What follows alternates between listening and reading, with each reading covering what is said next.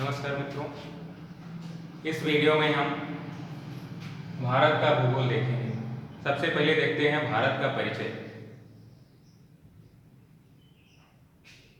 तो भारत के परिचय में आइए देखते हैं कि भारत ग्लोब पर कहाँ स्थित है। भारत ग्लोब पर कहाँ स्थित है? ये हो गया ग्लोब और ये हो गई भूमध्य रेखा।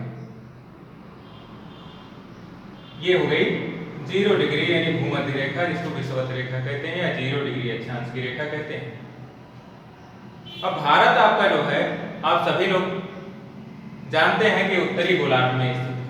इस गोलार्ध में स्थित है ग्लोब पर। इसके बाद उत्तरी गोलार्ध में भारत स्थित है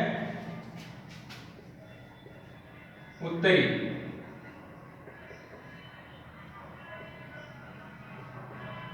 गोलार्ध में भारत आपका स्थित है ग्लोब। और इसके बाद अगर ये वाली दिशा लेते हैं तो ये उत्तर और पूर्व दिशा हो जाएगी। तो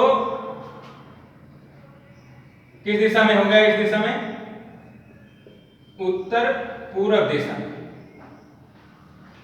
भारत आपका उत्तरी गोलार्ध के उत्तर पूर्व दिशा में स्थित है।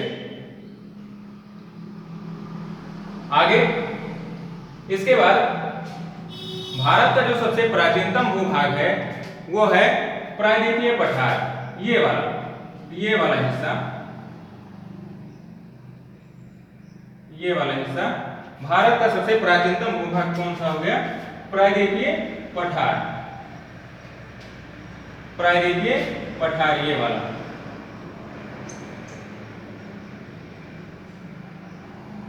ये वाला हिस्सा भारत का सबसे प्राचीनतम भूभाग हो गया यानी प्रायद्वीपीय पठार।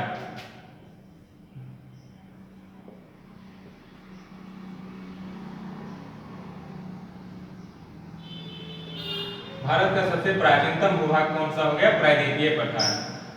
क्योंकि ये प्रायद्वीपीय पठार जो है गोंडवाना लैंड की चट्टानों से बना हुआ है। इसके बाद भारत का अक्षांशीय विस्तार देखते हैं। भारत का अक्षांशीय विस्तार देखते हैं।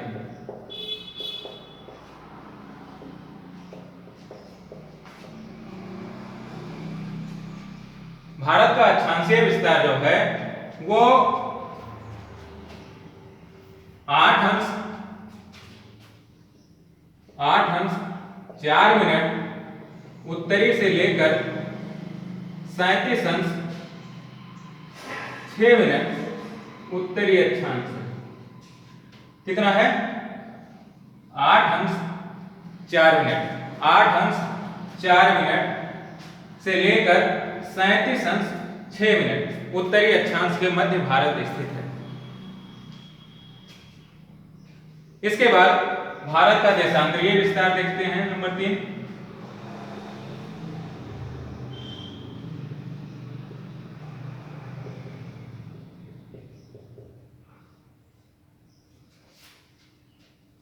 देशांतरीय विस्तार।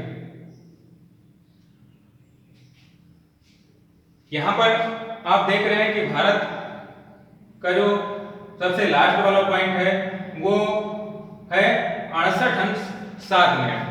68 अंश 7 मिनट पूर्वी देशांतर से लेकर के 97 अंश 25 मिनट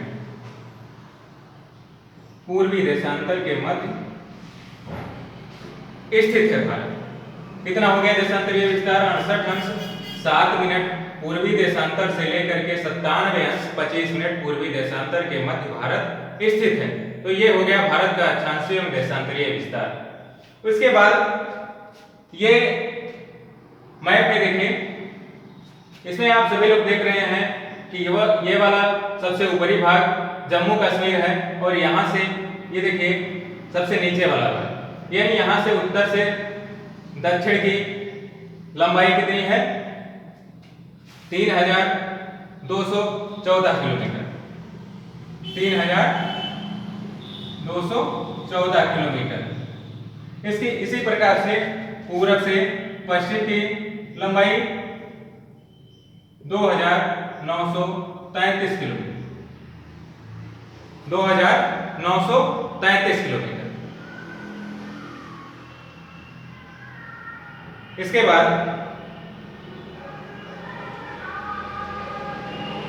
भारत का क्षेत्रफल देख लेते हैं। नंबर 5वां पॉइंट, भारत का क्षेत्रफल। भारत का क्षेत्रफल जो है वो है 32,87,263 वर्ग किलोमीटर।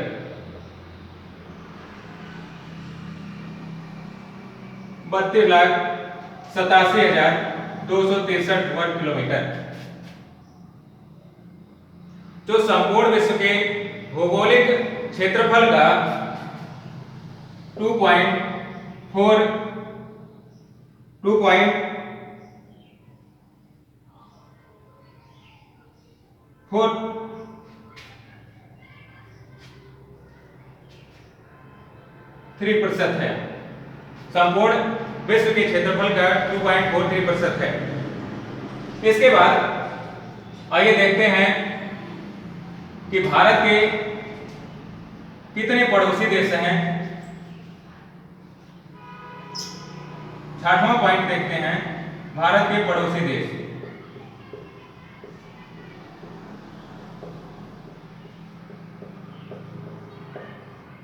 तो भारत के 7 पड़ोसी देश हैं। यहां पर देखिए मैप में, बांग्लादेश, म्यांमार, भूटान, नेपाल, चीन, अफगानिस्तान और पाकिस्तान। इस प्रकार से भारत के 7 पड़ोसी देश हैं। इसको एक ट्रिक के माध्यम से याद कीजिए आप लोग। देखिए, बचपन से यम्बी,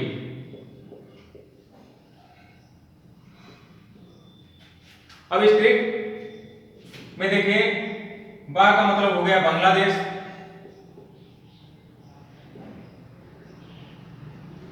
चा का मतलब हो गया चीन, पा का मतलब हो गया पाकिस्तान, ना का मतलब हो गया नेपाल, फिर उसके बाद यम का मतलब हो गया म्यांमार, बी का हो गया मतलब भूटान और ए का मतलब हो गया अफगानिस्तान।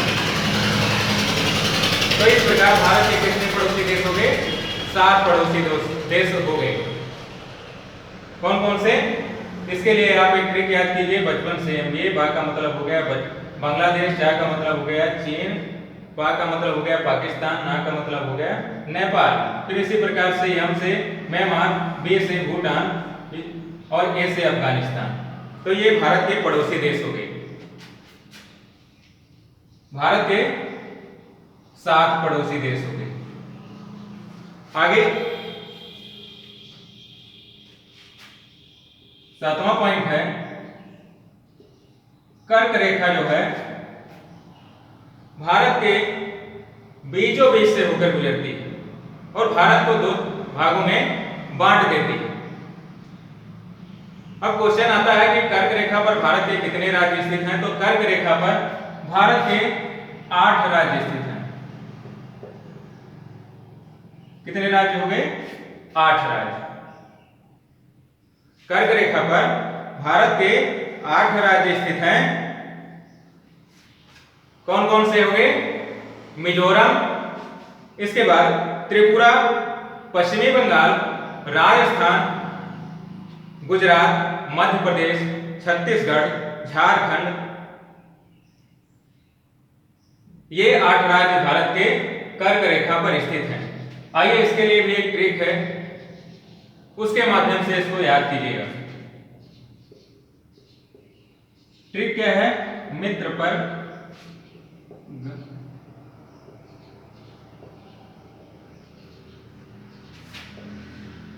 ट्रिक ये है, मित्र पर गमछा है। देखिए, मां का मतलब हो गया मिजोरम,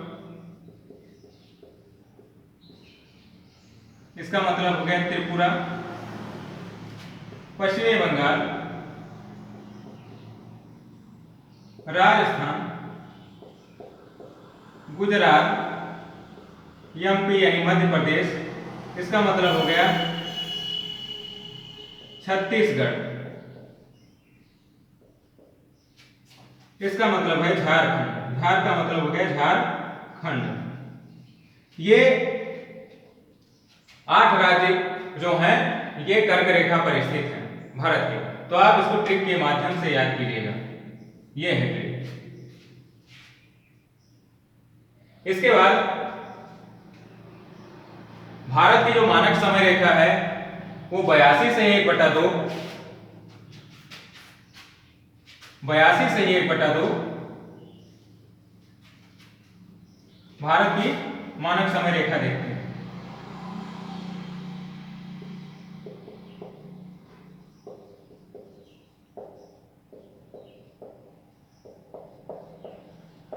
भारत की मानक समय रेखा, भारत की मानक समय रेखा कौन सी हो जाएगी? 82 से 1/2 पूर्वी देशांतर की जो रेखा है वो भारत की मानक समय रेखा है। 82 से 1/2 ये वाली रेखा, ये देख रहे हैं, ये 82 से 1/2 पूर्वी देशांतर की जो रेखा है उसको भारत की मानक समय रेखा माना गया। अब ये जो भारत की मानक समय रेखा है ये इलाहाबाद के नैनी से होकर गुजरती है, इलाहाबाद के नैनी से होकर के गुजरती है। इसके बाद